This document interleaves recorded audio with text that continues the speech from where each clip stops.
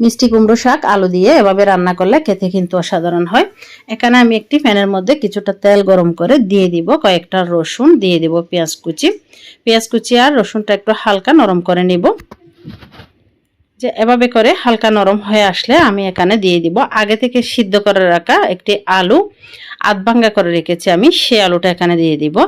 আলুটা দিয়ে ভালো করে পেঁয়াজ আর রসুনের সাথে মিশিয়ে নিতে হবে। মেশানো হয়ে গেলে এখন আমি এখানে দিয়ে দিব কিছুটা গোটা জিরা।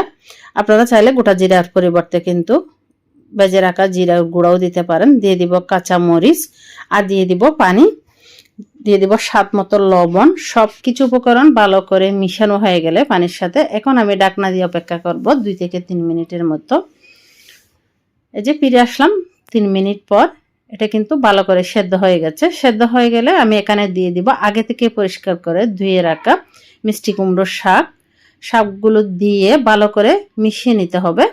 আজকের রেসিপিটি যদি আপনাদের ভালো লেগে থাকে তাহলে রেসিপিতে একটি লাইক, কমেন্ট, শেয়ার করে অন্যদের দেখার সুযোগ করে দিবেন। আর আমার পেজটিতে ফলো দিয়ে সাথে থাকার অনুরোধ রইল। তো এখানে সবকিছু উপকরণ ভালো করে মেশানো হয়ে গেলে আমি এখানে ঢাকনা দিয়ে কিছুক্ষণ এর জন্য সেদ্ধ করে নেব, প্রায় 5 মিনিটের মতো।